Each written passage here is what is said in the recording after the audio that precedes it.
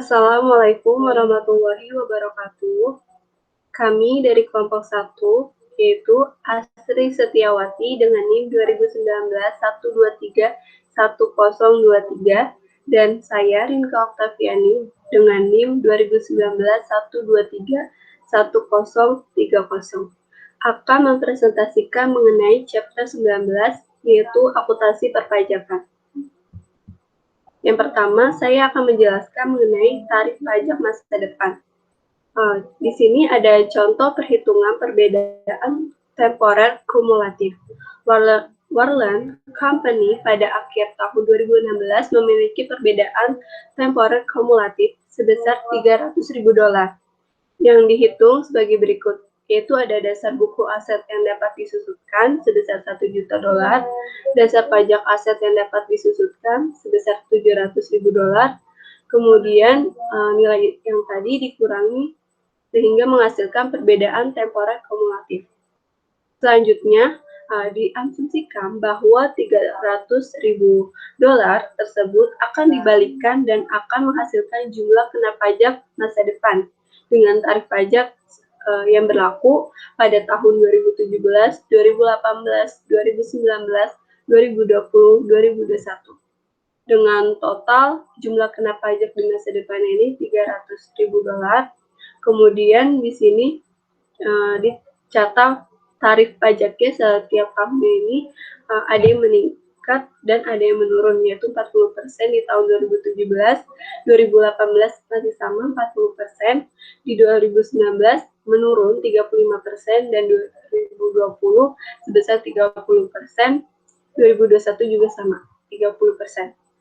Kemudian di sini dapat diketahui liabilitas pajak tangguhannya itu $30.000 didapat dari tahun 2017 jumlah kena pajak di masa depan ini 80.000 dikali 40%. Begitu juga dengan tahun seterusnya. Sehingga total liabilitas pajak tangguhannya ini sebesar $108.000. Kemudian accounting for income tax. Perusahaan harus mengajukan pengembalian pajak pendapatan mengikuti pedoman yang dikembangkan oleh otoritas pajak yang sesuai. Karena IFRS dan peraturan pajak berbeda dalam beberapa halnya. Seringkali jumlah yang dilaporkan untuk hal berikut hal-hal yang berbeda, yaitu beban pajak penghasilan ini terkait dengan peraturan IFRS, kemudian pajak penghasilan terutang terkait dengan peraturan di otoritas pajak. Kemudian future taxable and deductible amount, yaitu perbedaan temporer adalah perbedaan antara dasar pengenaan pajak dari suatu aset atau liabilitas dan jumlah yang tercatat atau di buku. Nah, hal ini yang dilaporkan dalam laporan keuangan yang akan menghasilkan jumlah kena pajak atau jumlah yang dapat dikurangkan di tahun-tahun yang mendatang. Di sini ada dua, jumlah kena pajak di masa mendatang dan jumlah yang dapat dikurangkan di masa depan.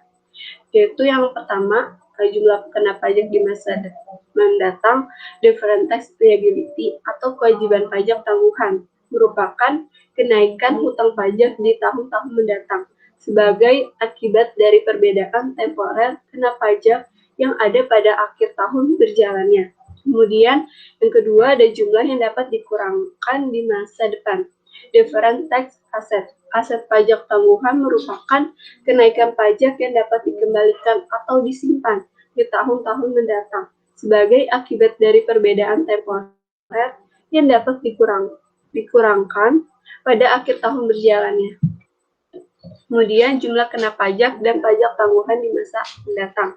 Di sini diilustrasikan dalam situasi Chelsea, satu-satunya perbedaan antara basis buku dan basis pajak dari aset dan liabilitas yang terkait dengan piutang yang timbul dari pendapatan yang diakui untuk tujuan pembukuan. Chelsea melaporkan piutang sebesar $30.000 dalam laporan posisi keuangan 31 Desember 2019. Hal ini berbasis dengan IFRS. Namun piutang tersebut memiliki dasar pajaknya 0. Maka dalam ilustrasi ini merupakan temporal difference dan account receivable. Maka pencatatannya itu per box-nya ini di account receivable ini sebesar $30.000.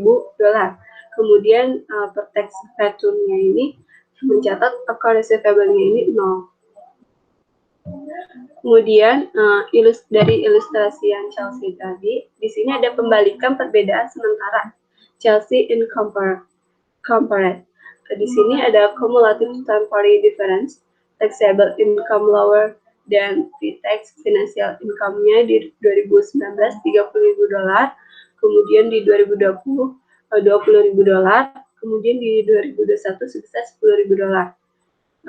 Hal ini merupakan future taxable amount, taxable income higher dan pre-tax financial income. Kemudian, Chelsea mengasumsikan bahwa ia akan mengumpulkan piutang dan melaporkan pengumpulan sebesar $30.000 sebagai pendapatan kena pajak dalam pengembalian pajak di masa depan.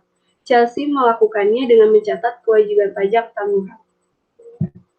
Kemudian di sini ada jumlah kena pajak dan pajak tanggungan di masa mendatang. Diilustrasikan mengenai perbandingan beban pajak penghasilan dengan hutang pajak penghasilan. Di sini ada kewajiban pajak tanggungan. Kewajiban pajak tanggungan merupakan kenaikan hutang pajak di tahun-tahun mendatang sebagai akibat dari perbedaan temporer kena pajak yang pada akhir tahun berjalannya. Di sini di tahun 2000 ada tahun 2019, 2020, 2021. Di sini beban pajak penghasilan ini terkait dengan IFRS, kemudian hutang pajak penghasilan. Dari beban pajak penghasilan dikurangi dengan hutang pajak penghasilan menghasilkan perbedaan. Di sini di tahun 2019 perbedaannya $12.000, kemudian min $8.000, min $4.000. Kemudian dari beban pajak penghasilan ini sebesar 40% setiap tahunnya. Hingga totalnya ini sebesar $84.000. Kemudian kewajiban pajak tanggungan. Di sini diilustrasikan mengenai soal yang tadi, mengenai Chelsea. Karena ini adalah tahun pertama operasional dari Chelsea, tidak ada kewajiban pajak tanggungan di awal tahun. Chelsea menghitung beban pajak penghasilannya untuk tahun 2019 sebagai berikut, yaitu dalam perhitungan beban pajak penghasilan 2019 yaitu dia mencatat kewajiban pajak tanggungan pada akhir 2019 sebesar $12.000. Kemudian kewajiban pajak tanggungan awal tahun 2019-nya 0 karena tidak ada. Kemudian nilai yang kewajiban pada akhir dikurangi dengan tanggungan awal, maka menghasilkan beban pajak tanggungan untuk tahun 2019 sebesar $12.000.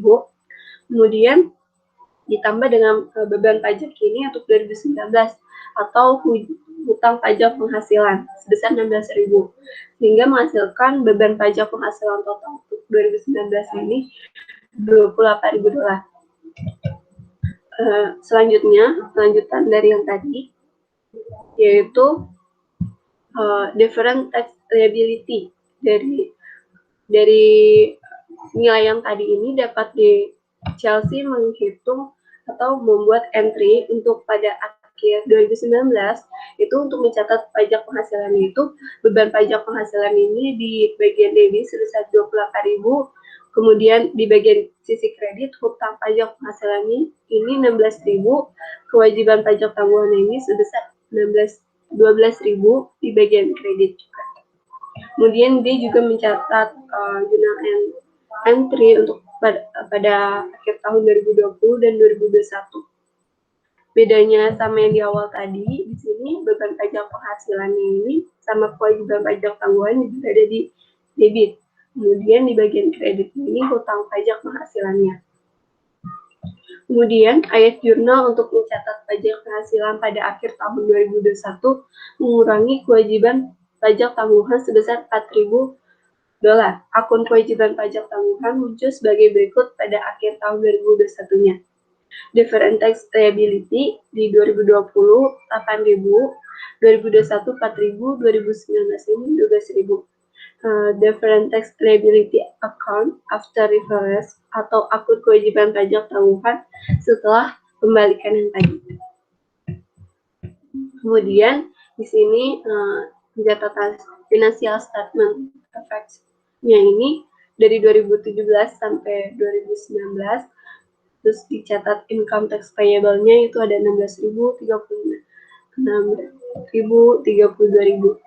Kemudian different tax liability-nya ini 2017 12.000, 2018 4.000, dan 2019 0. For the year end, yaitu income before income tax-nya dicatat sebesar 70.000, income tax expense-nya ini masing-masing 28.000, kemudian di sini dicatat net income-nya ini 42.000, dari 70.000 dikurang 28.000. Kemudian lanjutan dari financial statement yang tadi, kemudian di sini ada income statement faktualnya, itu income before income tax-nya ini dicatat 70.000, kemudian income tax expense-nya ini ada current sama difference-nya ini 16.000 dan 12.000. Ini penjelasan mengenai yang tadi didapatnya net income. Kemudian future deductible amount and different tax. Aset pajak tanggungan atau different tax asset. Aset pajak tanggungan merupakan kenaikan pajak yang dapat dikembalikan atau disimpan di tahun-tahun mendatang sebagai akibat dari perbedaan temporer yang dapat dikurangkan pada akhir tahun berjalannya. Di sini ada ilustrasi mengenai different tax asset, yaitu Han Company memiliki pendapatan $900.000 untuk tahun 2019 dan 2020. Ia juga memiliki biaya operasional sebesar $400.000 untuk masing-masing tahun ini. Selain itu, Han juga mengalami kerugian dan kewajiban yang terkait sebesar $50.000 untuk tujuan pelaporan keuangan karena proses peradilan yang menunggu keputusan, maka Han tidak dapat memotong jumlah ini untuk tujuan pajak sampai membayar kewajibannya yang diharapkan pada tahun 2020. Akibatnya, jumlah yang dapat dikurangkan akan terjadi pada tahun 2020 ketika Han menyelesaikan kewajiban tersebut. Hal ini menyebabkan pajak menjadi lebih rendah daripada informasi keuangan sebelum pajak.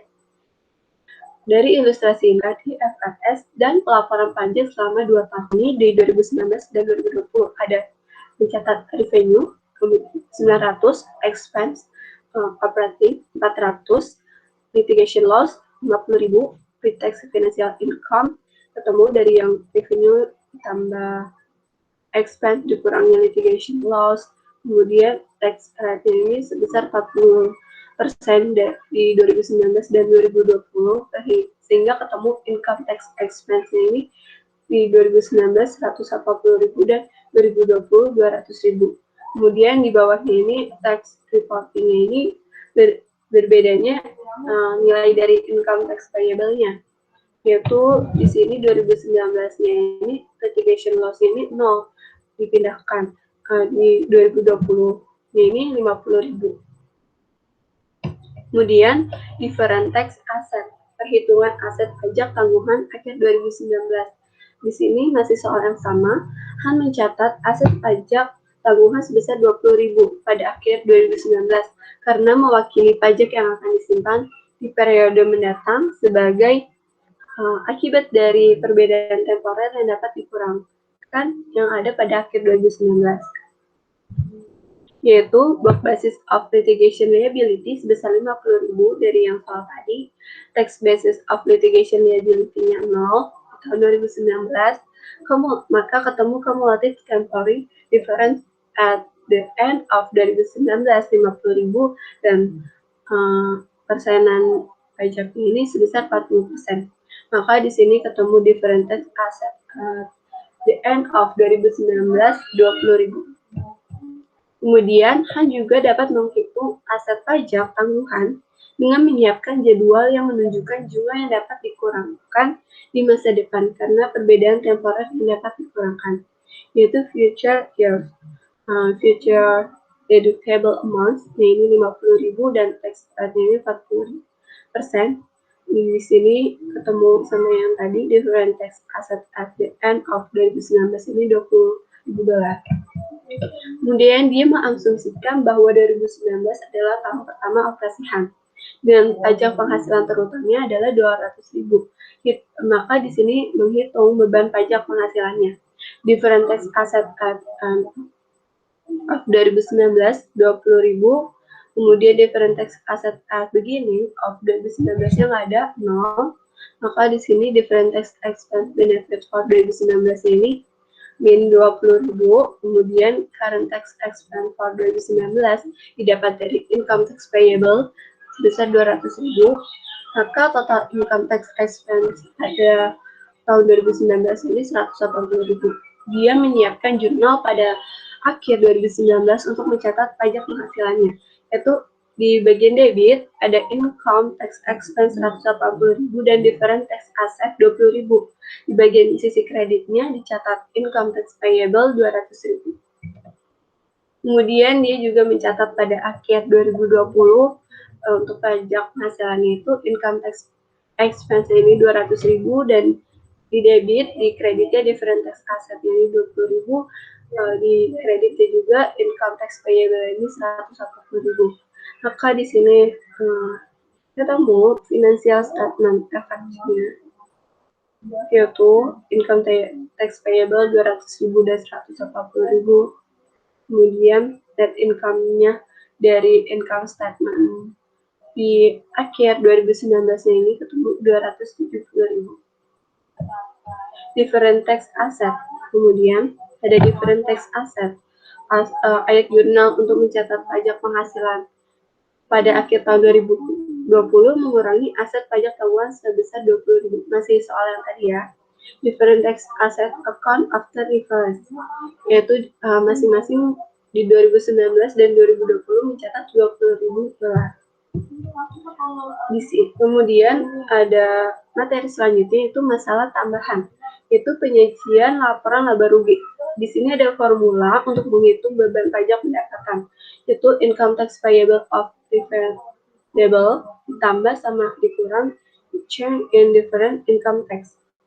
Ini merupakan kemudian dari hasil ini merupakan total dari income tax expense of or benefit. Kemudian dalam laporan laba rugi atau dalam catatan atas laporan keuangan perusahaan harus mengungkapkan komponen yang signifikan dari beban pajak penghasilan yang dapat diatribusikan pada operasi yang dilanjutkannya. Kemudian mengingat mengenai income statement presentation, mengingat informasi sebelumnya terkait Chelsea Incorporated, Chelsea melaporkan laba ruginya ini sebagai berikut, yaitu ketemu net income ini 42.000. Kemudian materi selanjutnya ada temporary difference atau perbedaan sementara. Pendapatan atau keuntungan dikenakan pajak setelah diakui dalam pendapatan keuangan, yaitu suatu aset misalnya piutang atau investasi dapat diakui untuk pendapatan atau keuntungan yang akan menghasilkan jumlah kena pajak di tahun-tahun mendatang ketika aset tersebut telah dipulihkan. Di sini ada contohnya, yaitu penjualan dicatat dengan basis aktual untuk tujuan pelaporan keuangan dan berdasarkan angsuran tunai untuk tujuan perpajakan. Kemudian kontrak dicatat dengan metode presentase penyelesaian. Hal ini bertujuan agar pelaporan keuangan dan metode pemulihan biaya metode laba nol untuk tujuan perpajakannya. Kemudian investasi dicatat dengan metode ekuitas. Hal ini, tujuan ini agar pelaporan keuangan dan metode biaya dari tujuan perpajakannya. Kemudian ada keuntungan konversi aset non moneter yang diakui untuk tujuan pelaporan keuangan tetapi ditangguhkan untuk tujuan perpajakannya. Kemudian keuntungan kepemilikan yang belum direalisasi untuk tujuan pelaporan keuangan termasuk penggunaan opsi nilai wajar tetapi ditangguhkan untuk tujuan perpajakannya. Kemudian ada temporary difference yang tadi kan mengenai pendapatan dan keuntungan. Di sini mengenai beban atau kerugian yang dapat dikurangkan setelah diakui dalam pendapatan keuangan. Liabilitas atau aset kontrak. dapat diakui untuk beban atau kerugian yang akan menghasilkan jumlah yang dapat dikurangkan di tahun-tahun yang mendatang ketika liabilitasnya tersebut telah diselesaikan. Di sini ada contohnya. Yang pertama, kewajiban garasi produk. Yang kedua, taksiran kewajiban terkait dengan operasi atau restrukturisasi yang dihentikan. Kemudian akrual litigasi, kemudian ada beban piutang tertagih yang diakui dengan menggunakan metode penyisihan. Hal ini tujuan untuk pelaporan keuangan. Metode penghapusan langsung yang digunakan adalah untuk tujuan perpajakan.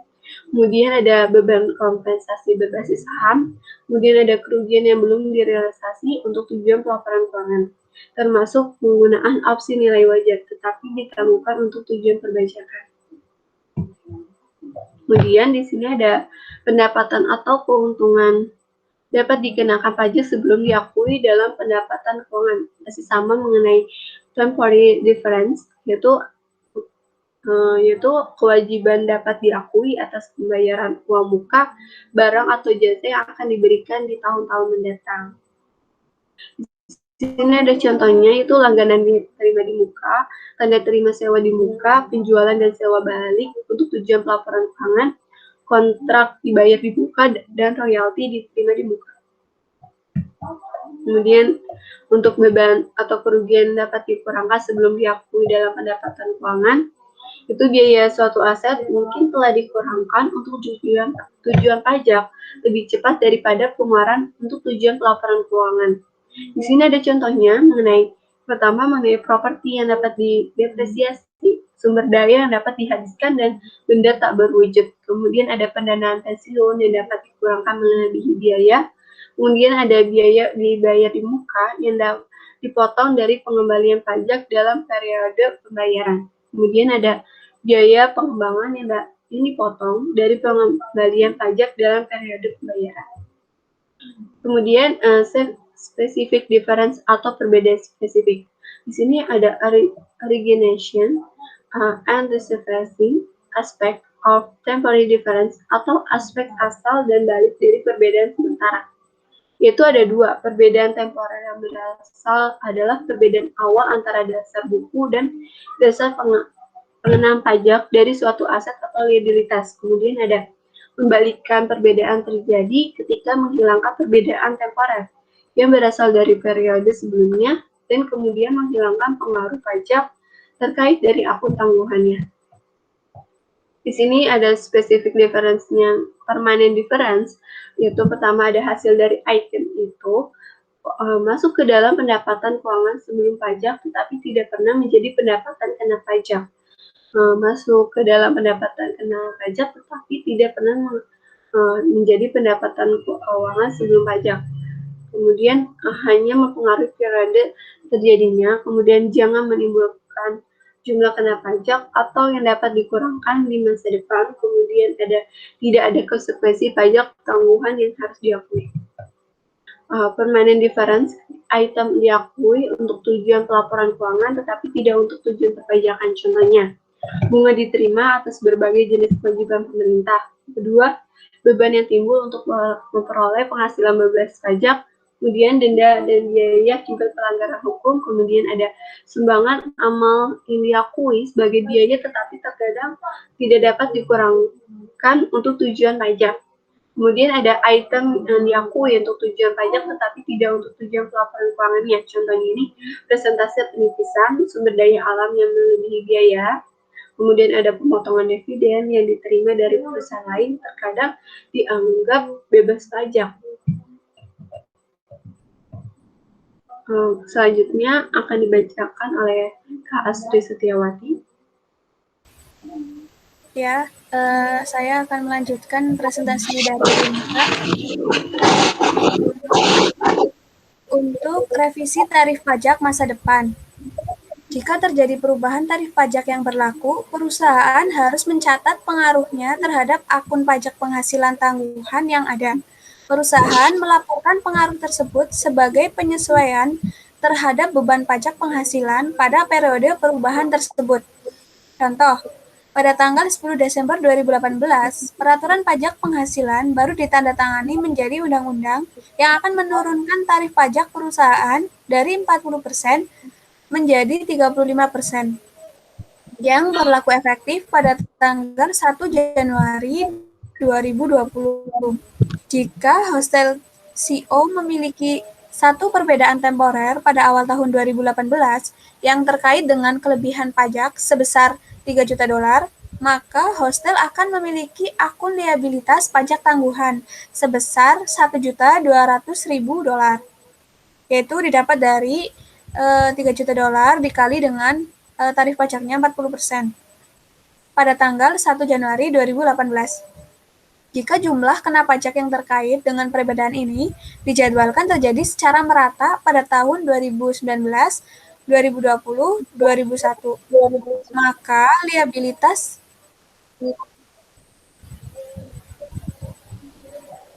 pajak tangguhan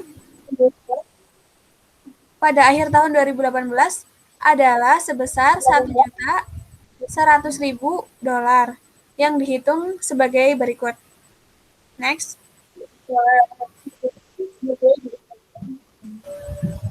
Ini bisa dilihat ya, jumlah kena pajak di masa depan itu 2019, 2020, 2001 masing-masing $1 juta, total $3 juta. Tarif pajaknya itu untuk 2019 40%. Lalu yang 2020, 2021 kan tadi ada perubahan ya, mulai efektifnya itu sebesar masing-masing 35%. Untuk liabilitas pajak tangguhannya itu 2019 sebesar $400.000, 2020 dan 2001 sebesar $350. Jadi totalnya itu $1.100.000. Lalu hostel mengakui adanya penurunan sebesar $100.000 didapat dari tadi kan di awal tadi $1.200.000 ya. Terus dikurangin ini tadi liabilitas pajak tangguhan totalnya $1.100.000. Didapat $100.000 pada akhir tahun 2018 dalam liabilitas pajak tangguhan. Jadi jurnalnya itu tadi terjadi penurunan itu liabilitas pajak tangguhan pada beban pajak penghasilan, yaitu masing-masing sebesar $100.000. Next. Lalu ada akuntansi untuk rugi operasi neto. Rugi operasi neto atau net operating loss nol untuk tujuan perpajakan terjadi ketika biaya yang dapat dikurangkan dari pajak melebihi laba kena pajak. Lalu, perusahaan dapat memanfaatkan penyisihan rata-rata pendapatan melalui kerugian yang diderita dalam periode tertentu yang dapat dikurangkan dari laba kena pajak periode sebelumnya atau carryback, dan menerapkan rugi operasi terhadap laba kena pajak tahun-tahun berikutnya untuk mengurangi beban pajak yang secara keseluruhan atau carry forward dari rugi operasi neto. Dengan penyisihan tersebut, perusahaan tidak membayar pajak penghasilan untuk 1 tahun di mana perusahaan mengalami kerugian operasi neto.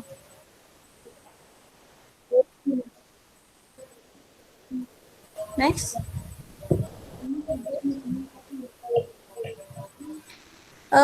Jadi kan tadi ada dua ya, carry back sama carry forward. Di sini untuk kerugian carry back, yaitu terjadi jika perusahaan dapat membawa rugi operasi neto 2 tahun ke belakang dan menerima pengembalian pajak penghasilan yang dibayarkan pada tahun-tahun tersebut.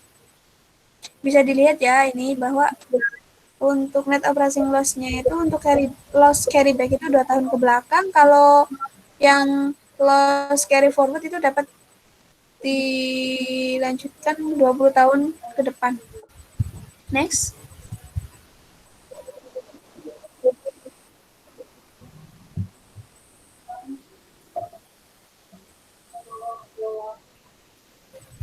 Lalu di sini contoh kerugian carryback. Asumsikan bahwa growth tidak memiliki perbedaan temporer atau permanen. Growth mengalami hal-hal sebagai berikut. Bisa dilihat ya di sini. bahwa mengalami kerugian pada tahun 2018 sebesar 500.000 ruginya. Nah, terus kita mencatatnya itu di jurnal tahun 2018 itu kan tadi kalau carryback itu kan 2 tahun ke belakang ya. Berarti kita dihitung nih jumlah pajaknya ini 30.000 tahun 2016 ditambah pajak tahun 2017 80.000. Jadi totalnya kan 110.000. Maka dibuat jurnalnya itu piutang pengembalian pajak penghasilan pada manfaat pajak akibat kerugian carryback beban pajak penghasilan, yaitu sebesar 110.000 dolar. Next.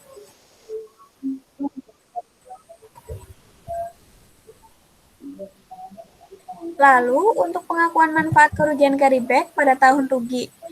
Untuk laporan laba rugi parsialnya itu pada tahun 2018, rugi operasi sebelum pajak penghasilannya itu minus 500.000 dolar.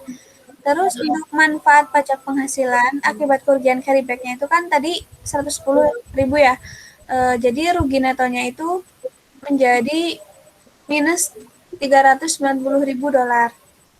Oleh karena rugi operasi neto sebesar 500.000 dolar untuk tahun 2018, melebihi total laba kena pajak dari 2 tahun sebelumnya sebesar 300.000 dolar.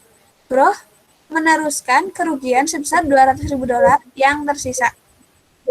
Next.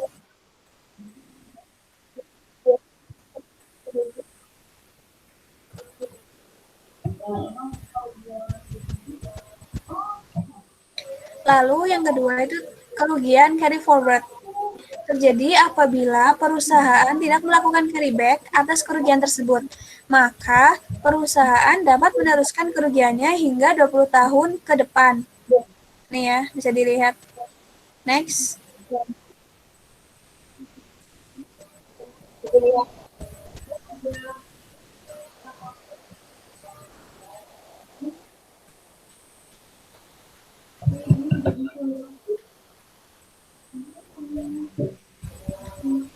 Ini untuk contoh carry forward dalam pengakuan ya.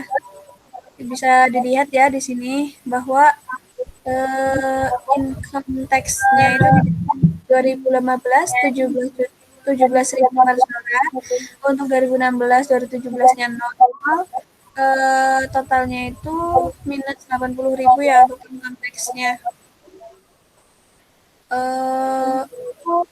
Jadi sebagai tambahan untuk mencatat 110.000 dolar manfaat karena kerugian yang dibawa kembali, Kroins mencatat dampak pajak dari kerugian yang dibawa sebesar 200.000 dolar sebagai aset pajak tangguhan sebesar 80.000 dolar dengan asumsi bahwa tarif pajak masa depan yang berlaku adalah 40%. Entry dibuat sebagai berikut. Next.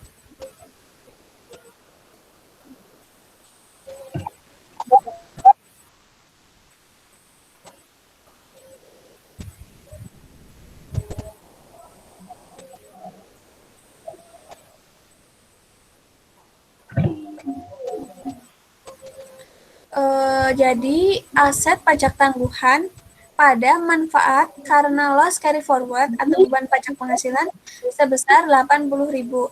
Kedua akun yang dikreditkan tersebut adalah pos beban pajak kontrak penghasilan yang disajikan Groh pada laporan laba rugi 2018 yang ditampilkan sebagai berikut.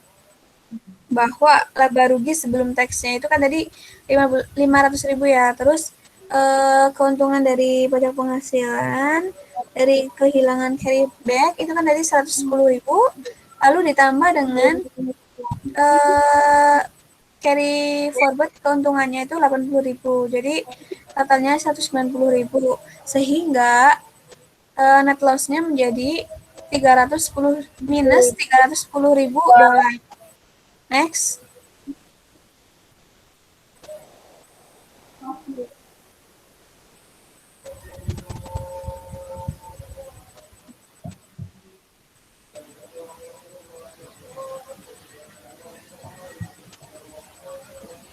Contoh lanjutnya, bahwa untuk tahun 2019, asumsikan bahwa Groh kembali ke operasi yang menguntungkan dan memiliki pendapatan kena pajak sebesar $250.000. Sebelum penyesuaian, untuk carry forward 0, dikenakan tarif pajak 40%. Bisa dihasilkan di sini. Income tax-nya tahun 2018 minus $80.000, tahun 2019 sebesar $20.000. Maka mencatat pajak penghasilan tahun 2019 jurnalnya beban pajak penghasilan pada aset pajak tangguhan dan utang pajak penghasilan sebesar beban pajak penghasilan 100.000, aset pajak tangguhan sebesar 80.000, utang pajak penghasilan sebesar 20.000. Next.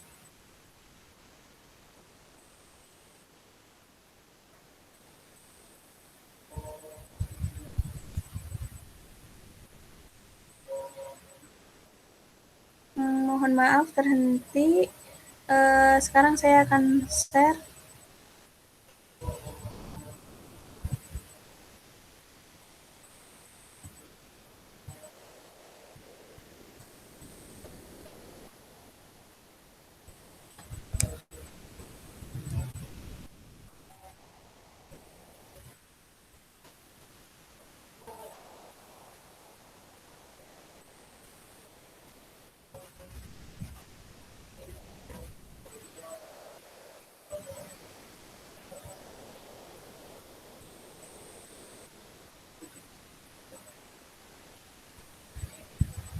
Ya, saya lanjutkan. Lalu untuk gross income statement parsialnya tahun 2019 bahwa dari income before income tax-nya itu tadi sebesar $250.000. Lalu untuk income tax expense-nya itu maturnya $20.000, deferred-nya $80.000. Jadi net income-nya menjadi $150.000. Lalu selanjutnya, dalam situasi ini, Groh tidak mengakui aset pajak tangguhan atas kerugian yang dibawa, karena kemungkinan besar tidak akan merealisasikan carry forward tersebut. Groh membuat entry jurnal berikut pada tahun 2018, yaitu income tax refund receivable sebesar $110.000 pada benefit do loss carryback atau income tax sebesar $110.000. Bisa dilihat ya di sini income statement parsialnya menjadi operating loss before income tax-nya minus $500.000, benefit due to loss carryback-nya sebesar $120.000, lalu net loss-nya menjadi $390.000. Lalu ilustrasi selanjutnya, pada tahun 2019 dengan asumsi bahwa Groh memiliki pendapatan kena pajak sebesar $250.000 sebelum mempertimbangkan carry forward yang dikenakan tarif pajak 40%. Groh menyadari aset pajak tangguhan. Groh mencatat entry berikut, yaitu akunnya deferred tax asset pada benefit due to loss carry forward sebesar $80.000. Lalu income tax pada deferred tax asset dan income tax payable masing-masing sebesar $100.000, $80.000, dan $20.000. Lalu di sini untuk income statement parsial 2019-nya ya dihasilkan terakhir menjadi net income-nya menjadi $230.000. Lalu dilanjut terkait dengan penyajian laporan keuangan. Laporan posisi keuangan. Aset pajak tangguhan dan liabilitas pajak tangguhan juga diakui dan diukur secara terpisah, tetapi mungkin saling hapus dalam laporan posisi keuangan. Aktiva pajak tangguhan bersih atau kewajiban pajak tangguhan bersih dilaporkan pada bagian tidak lancar pada laporan posisi keuangan. Bisa dilihat ya di sini bahwa ada kolomnya perbedaan temporer, terus pajak tangguhan yang dihasilkan itu aset atau liabilitas gitu. Untuk yang pertama itu 1, sewa yang ditagih di muka diakui pada saat diperoleh untuk tujuan akuntansi dan pada saat diterima untuk tujuan perpajakan. Di sini dimasukkan ke dalam aset ya, sebesar $42.000. Lalu yang kedua, penggunaan penyusutan garis lurus untuk tujuan akuntansi dan penyusutan dipercepat untuk tujuan perpajakan. Ini nanti dimasukkan ke liabilitas sebesar $214.000. Lalu yang ketiga, pengakuan keuntungan atas penjualan angsuran selama periode penjualan untuk tujuan akuntansi dan selama periode penagihan untuk tujuan perpajakan. Ini masuk ke dalam liabilitas. Lalu untuk liabilitas garansi, diakui pada saat penjualan untuk tujuan akuntansi dan pada saat dibayarkan untuk tujuan perpajakan, masuk ke dalam aset yaitu sebesar $12.000, sehingga total untuk pajak tangguhan yang dihasilkan untuk aset sebesar $54.000. Lalu untuk liabilitas itu sebesar $259.000. Untuk selanjutnya,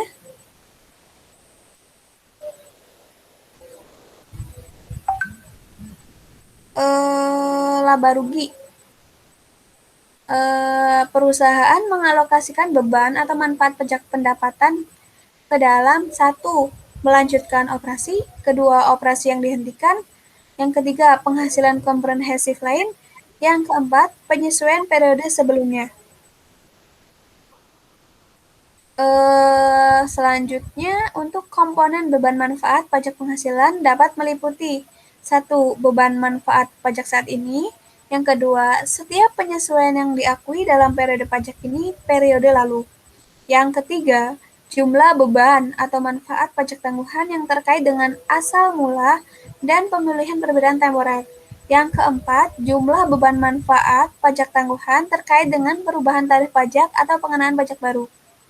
Yang kelima, jumlah manfaat yang timbul dari rugi pajak yang belum diakui sebelumnya.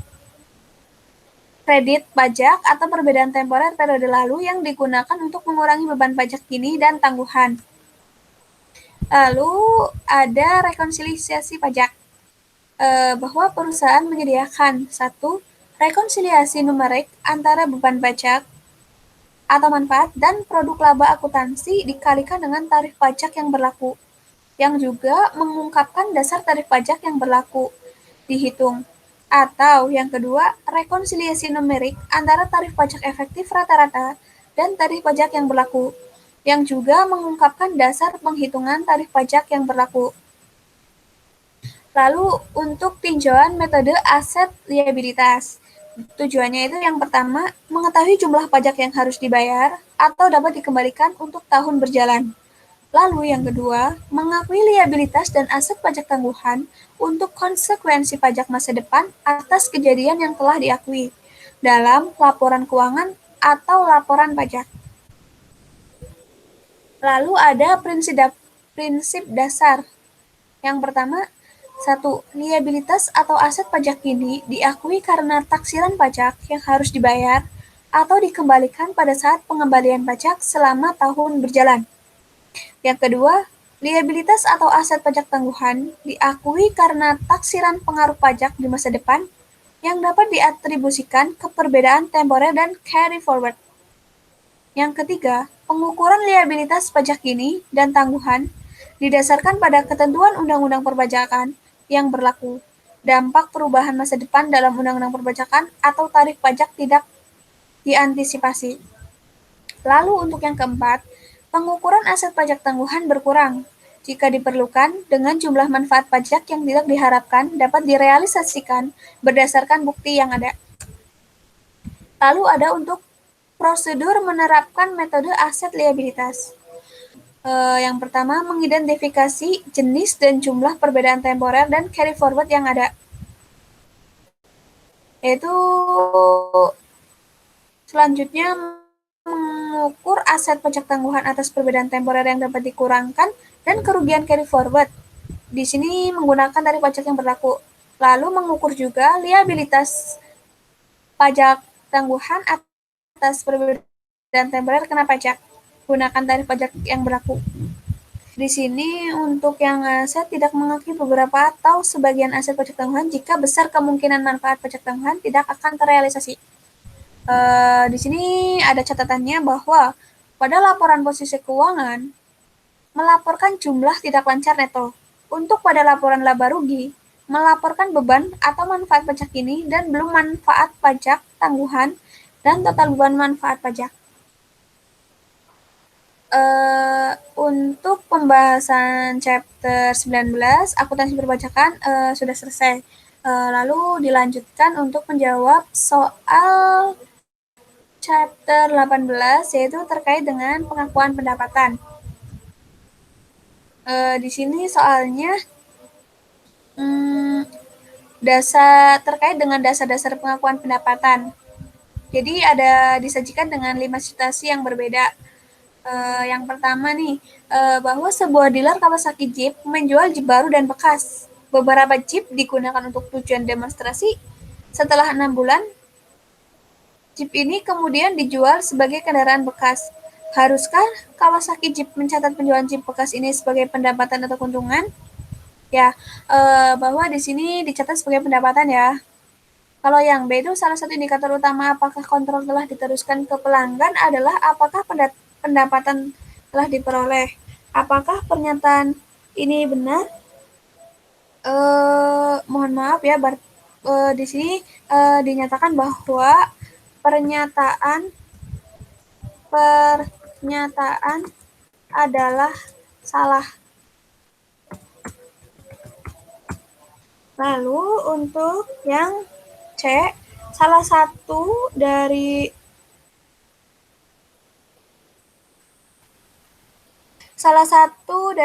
indikator utama, salah satu dari 5 langkah dalam menentukan apakah pendapatan harus diakui, apakah penjualan tersebut telah direalisasikan. Apa kamu setuju? Ya, saya setuju bahwa pendapatan itu diakui ketika terjadi sudah terrealisasi. Untuk yang ketiga itu, salah satu kriteria yang harus dipenuhi kontrak untuk menerapkan standar pendapatan adalah kolektibilitas, harga jual harus memungkinkan. Apakah ini benar? Ya, menurut saya adalah benar. Bahwa, mengapa? Untuk kontrak, perlu ada pertukaran sesuatu yang bernilai, seperti uang tunai, jasa, kemudian hanya standar pendapatan yang bisa diterapkan. Lalu untuk yang E, banyak yang percaya bahwa perbedaan antara pendapatan dan keuntungan penting dalam laporan keuangan. Mengingat bahwa pendapatan dan keuntungan meningkatkan laba bersih. Mengapa perbedaan itu penting? Jadi di sini menurut saya itu pendapatan terjadi itu karena operasi bisnis sehari-hari. Bahwa bersifat rutin dan menceritakan tentang kinerja organisasi. Misalkan dalam kasus pabrik kan bahwa ini mempengaruhi laba kotor dan laba bersih. Sedangkan keuntungan itu terjadi ketika sesuatu yang dijual tidak biasa. Ini bukan bagian dari aktivitas bisnis sehari-hari. Ini hanya mempengaruhi laba bersih dan tidak ada hubungannya dengan kinerja organisasi. Selanjutnya, soal yang kedua itu terkait dengan alokasi harga transaksi dan biaya di muka. Bahwa penjahit tablet menjual PC tablet yang dikombinasikan dengan layanan internet, yang memungkinkan tablet untuk terhubung ke internet di mana saja dan mengatur hotspot Wi-Fi. Ini menawarkan 2 bundle dengan persyaratan berikut. Yang pertama, bundle A menjual tablet dengan 3 tahun layanan internet. Harga untuk tablet dan kontrak layanan koneksi internet selama 3 tahun adalah 500.000 euro. Harga jual mandiri tablet ini 250 euro. Biaya untuk penjahitnya tabletnya itu sebesar 175 euro. Tablet Tailors menjual layanan akses internet secara independen dengan pembayaran dibuka sebesar 300 euro.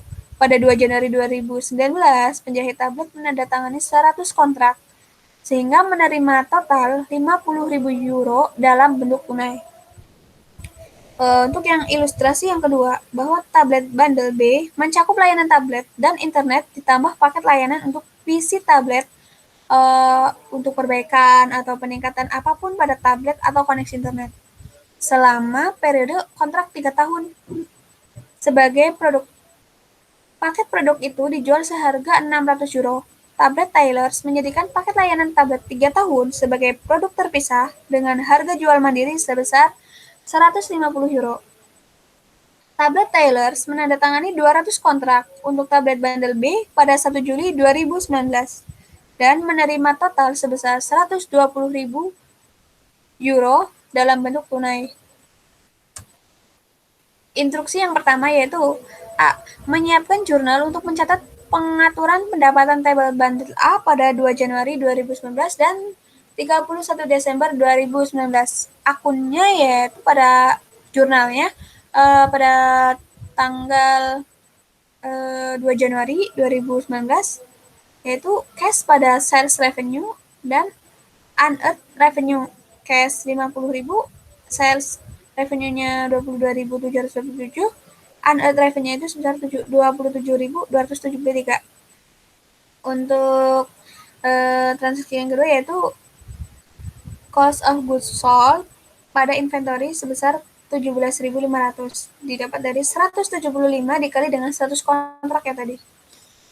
Untuk pada 31 Desembernya itu jurnal pendapatannya itu unearned revenue sebesar 9.091 pada sale revenue didapat dari 27.273 dibagi 3. Lalu untuk yang soal B, siapkan jurnal untuk mencatat pengaturan pendapatan tablet bundle B tanggal 1 Juli 2019 dan 31 Desember 2019. Pada tanggal mohon maaf ini 1 Juli ya. 1 Juli 2019 lalu 31 Desember 2019 yaitu cash 120.000 pada sales revenue dan unearned revenue itu sebesar masing-masing 42.857 lalu 77.000 1/3. Lalu untuk cost of goods sold-nya pada inventory sebesar 35.000. Jadi kan untuk 200 kontrak ya, berarti 175 dikali 200. Untuk 31 Desember 2019 didapat unearned revenue pada sales revenue sebesar 25.714. Lalu menjawab soal yang C. Ulangi persyaratan untuk bagian A. Dengan asumsi tablet Tailors tidak memiliki data yang dapat diandalkan untuk memperkirakan harga jual mandiri untuk layanan internet. Pada tanggal 2 Januari itu jurnalnya cash pada sales revenue, unearned revenue, yaitu masing-masing sebesar 50.000 pada 25.000 dan 25.000. Cost of goods sold-nya sama pada inventory yaitu 17.500. Lalu untuk 31 Desembernya unearned revenue pada sales revenue sebesar 8.333.000. Demikian presentasi dari kelompok kami. Mohon maaf apabila ada kesalahan dan salah kata. Mohon maaf yang sebesar-besarnya. Wassalamualaikum warahmatullahi wabarakatuh. Terima kasih. Terima kasih.